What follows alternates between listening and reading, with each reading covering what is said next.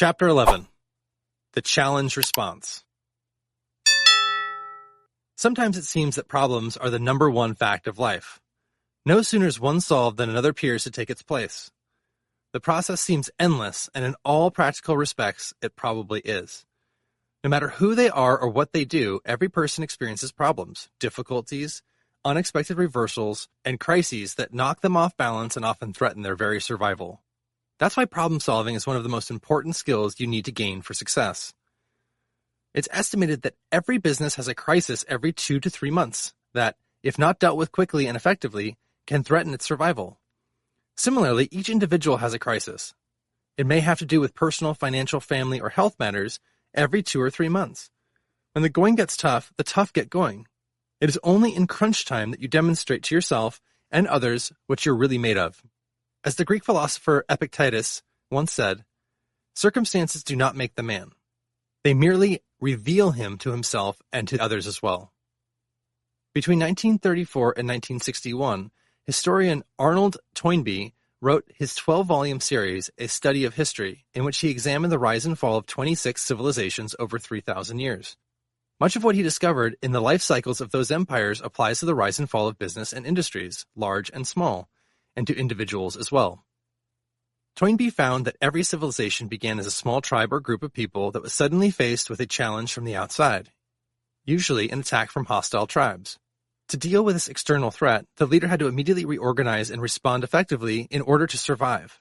If the leader made the right decisions and took the right actions, the tribe would rise to the challenge, defeat the enemy, and in the process grow and become stronger. In growing stronger, the tribe would bump into or trigger confrontation with another, larger hostile tribe, thereby creating another challenge. As long as the leaders and the tribe continued to rise to overcome the inevitable challenges and confronting them, they would continue to survive and grow. Toynbee also found that civilizations continued to grow as long as they met the challenges that they were facing from the outside, and every civilization began to decline when it could no longer do so. Toynbee called this the challenge response theory of civilization. These principles apply to your personal life as well. From the time you start in business, you will be confronted with problems, difficulties, failures, and challenges of all kinds. No sooner will you solve one problem that you'll be confronted with another, often larger and more complicated.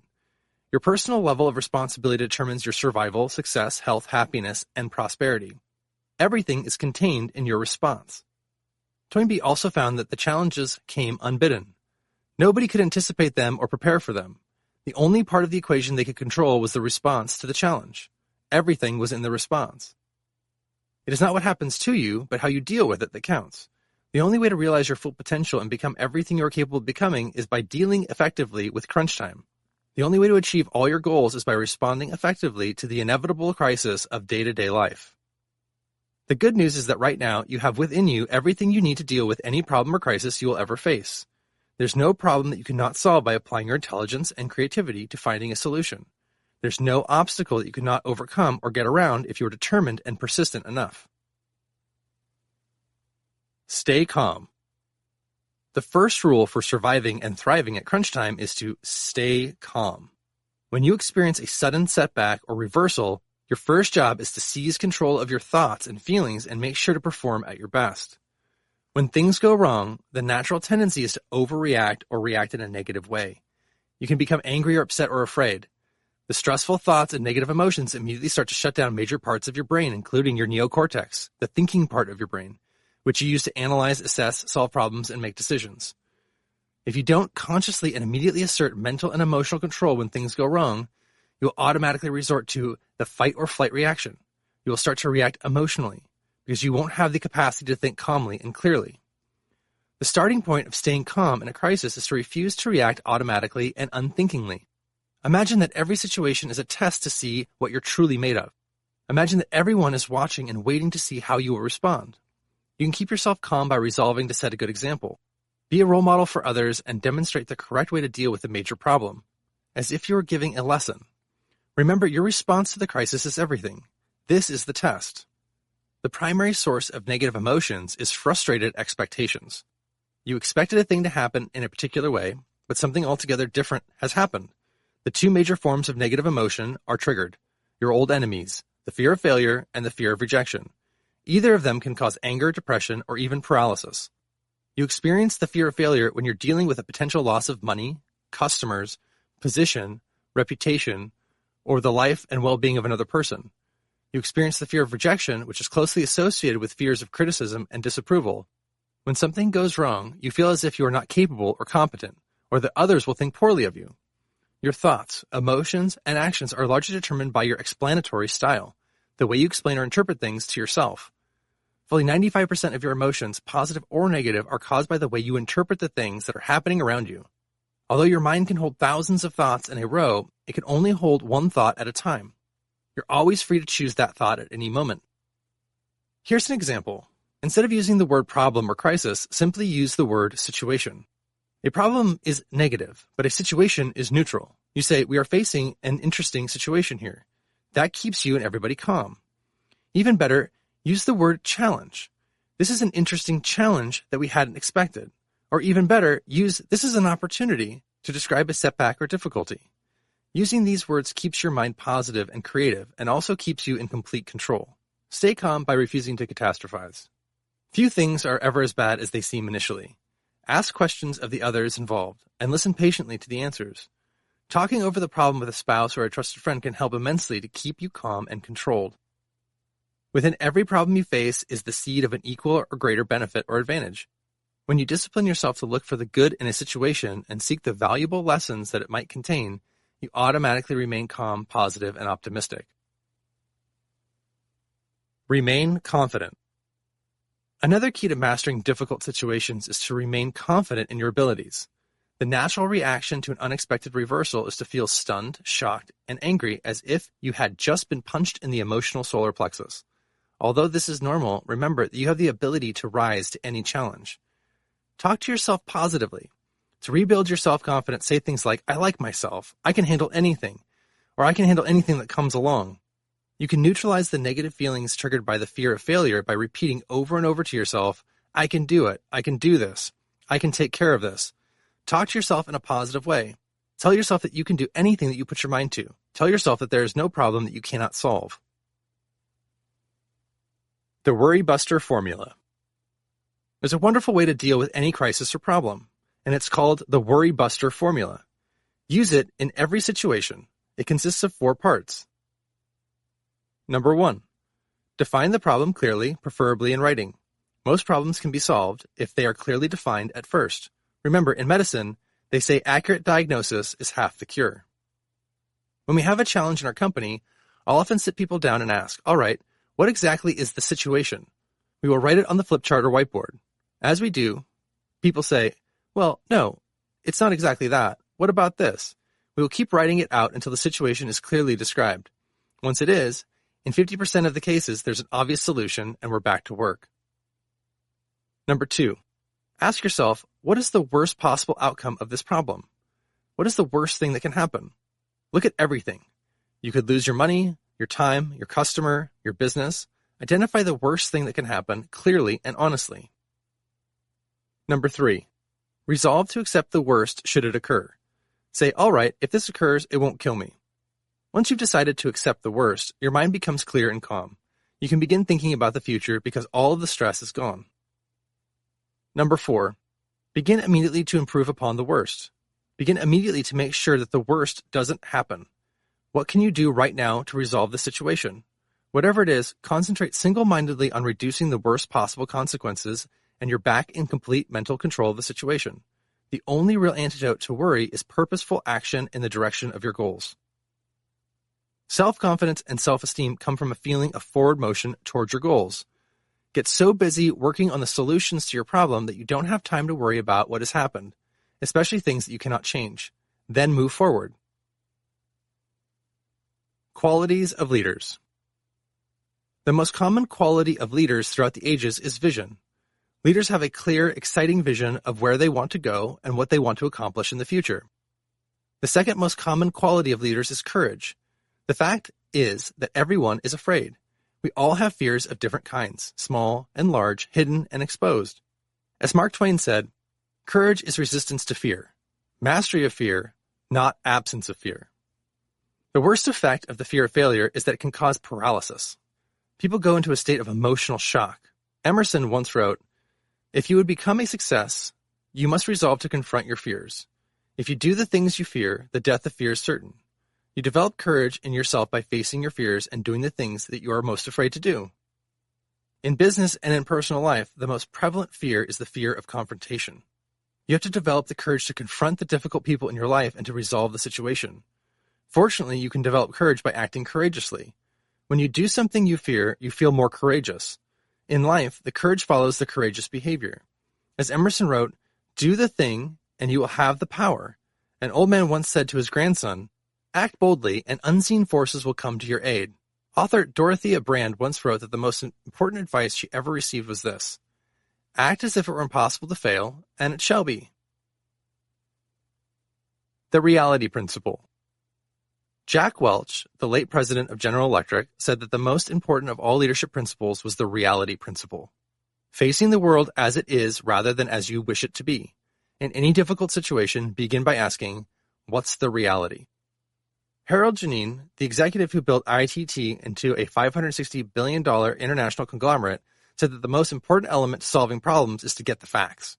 You must get the real facts, he said, not the alleged facts, the assumed facts, the hoped-for facts, or the imagined facts. If something has happened, especially if it is a past event that cannot be changed, it falls into the categories of facts. Whenever you face crunch time in your life or business, call time out and focus on getting all the information you can. Ask questions and listen carefully to the answers. What is the situation exactly? What has happened? How did it happen? When did it happen? Where did it happen? What are the facts? How do we know they are accurate? Who is involved? Who is responsible for doing or not doing certain things? Never worry or become upset about a fact, about something you cannot change. Resist the temptation to become angry or blame others for their mistakes and shortcomings. Refuse to blame anyone for anything. As soon as you stop blaming other people and take responsibility for the future, your negative emotions cease. Your mind becomes calm and clear, and you begin to make better decisions. Focus instead on understanding the situation and determining the specific actions. Two of the best questions you can ask in any crisis are, what are we trying to do, and how are we trying to do it? What are our assumptions in the situation? What if our assumptions are wrong? If we were wrong in one of our major assumptions, what would that mean? What would we have to do differently? Never assume that you have all the information or the information you have is correct. Do not confuse correlation with causation. Most people tend to jump to conclusions too quickly. In many cases, when two events happen at the same time, people assume that one event is the cause of the other. Very often, however, two events occur simultaneously, yet neither event has anything to do with the other. Assuming a causal link between the two can lead to confusion and poor decision-making. Don't let this happen to you. Take control of your mind. When things go wrong, you will tend to respond with negativity, fear, and anger. Whenever you feel hurt or threatened by loss or criticism, you react to protect yourself with the fight or flight response. As a leader, however, your first job is to take firm control over your mind and emotions, and then take control over the situation, in that order. Leaders focus on the future, not the past. They focus on what can be done now to resolve the problem or improve the situation. They focus on what is under their control and on their next decisions and actions, and you must do the same. When a company gets into serious trouble, the board will often fire the existing president and bring in a turnaround specialist, who immediately takes complete control of the organization. He centralizes all decision-making in his office.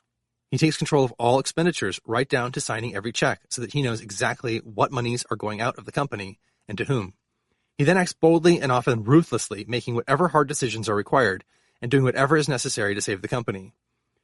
To be your own turnaround specialist, the first thing you must do is, again, to accept 100% responsibility for yourself and everything that happens from this moment forward.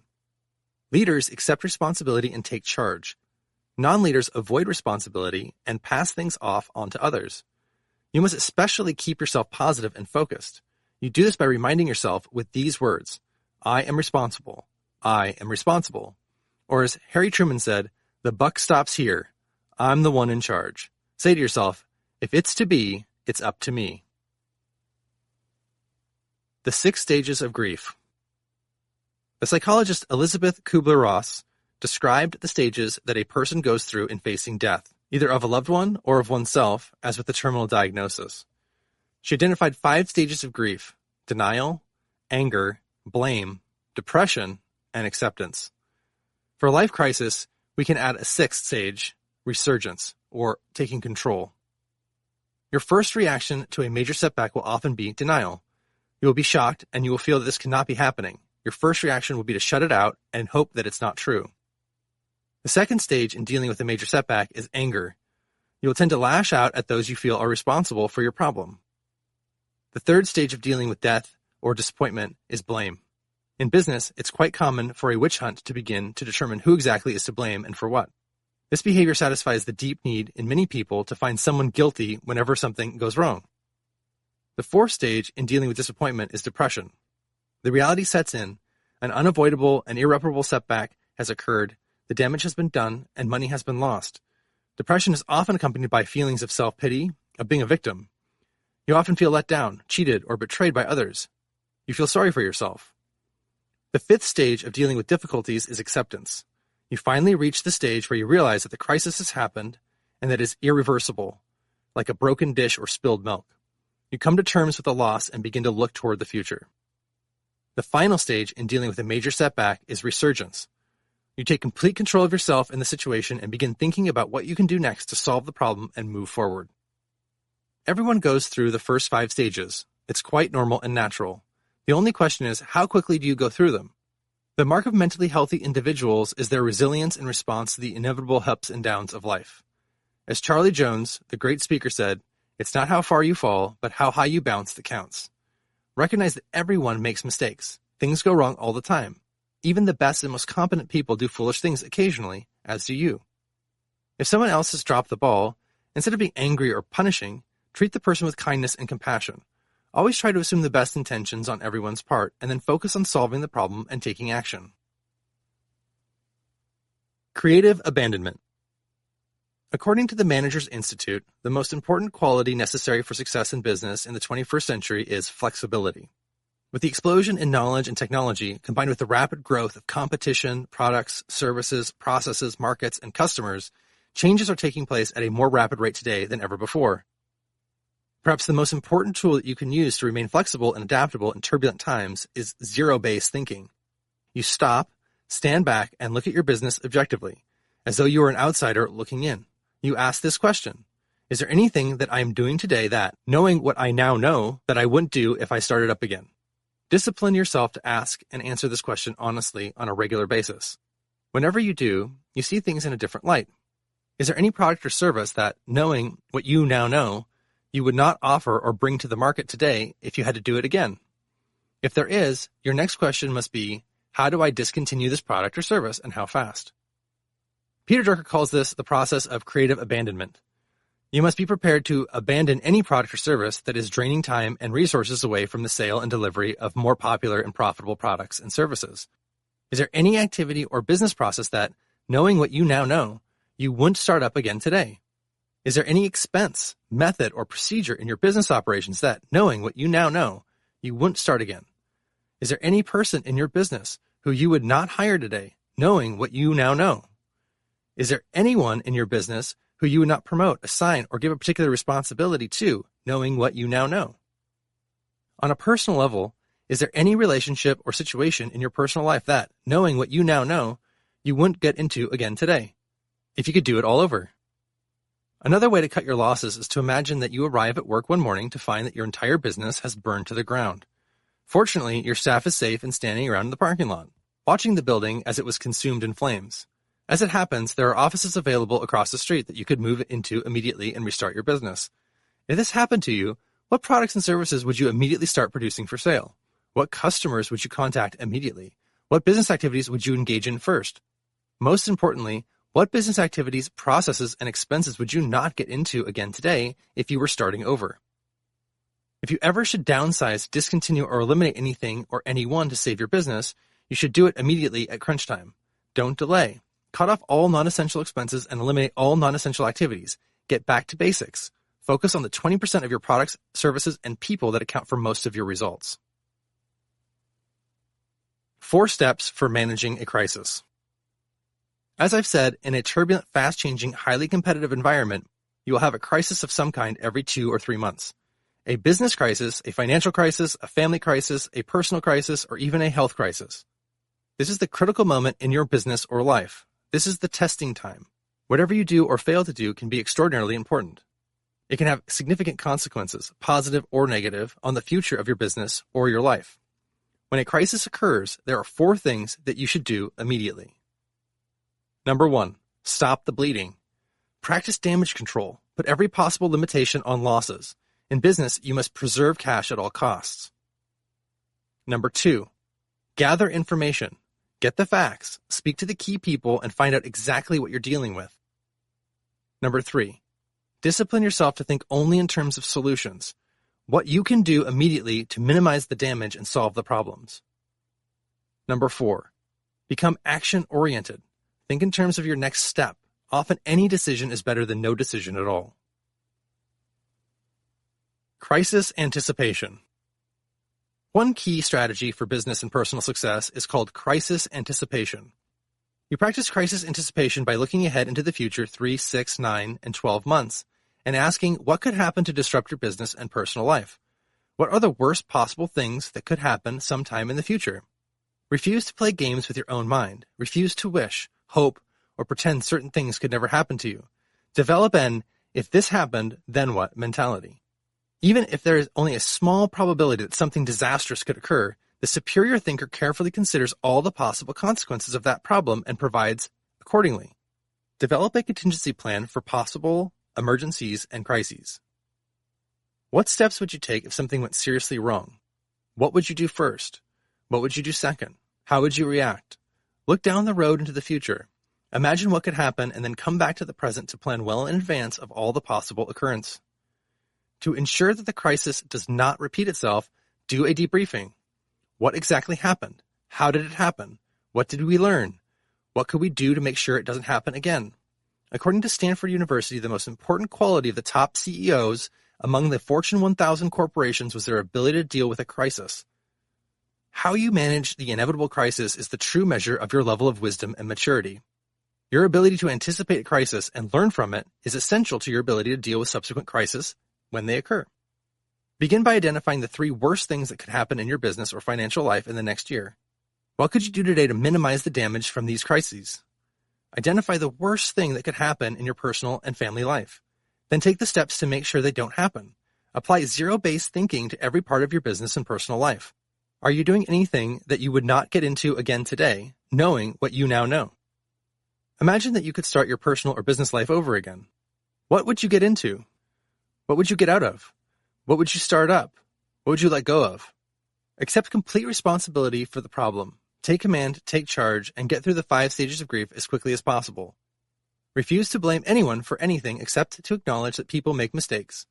Focus on the solution rather than on who did what and who is to blame. Be your own consultant.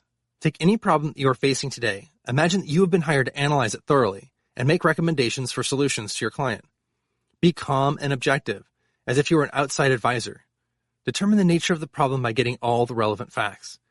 Very often, you don't have the right facts. Very often, what appears to be a problem or crisis is not that serious at all, because you have only heard half the story. Once you hear the rest of the story, you realize that it's not that big of a deal.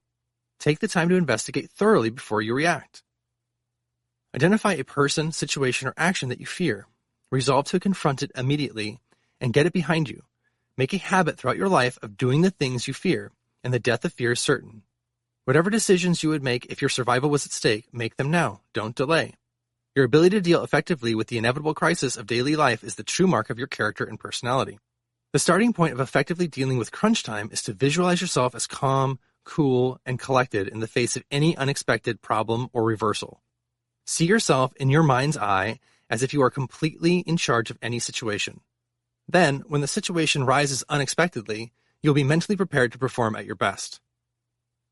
Remember, there is no problem that you cannot solve, no obstacle that you cannot overcome, and no goal that you cannot achieve by applying your mind to your situation. Never give up.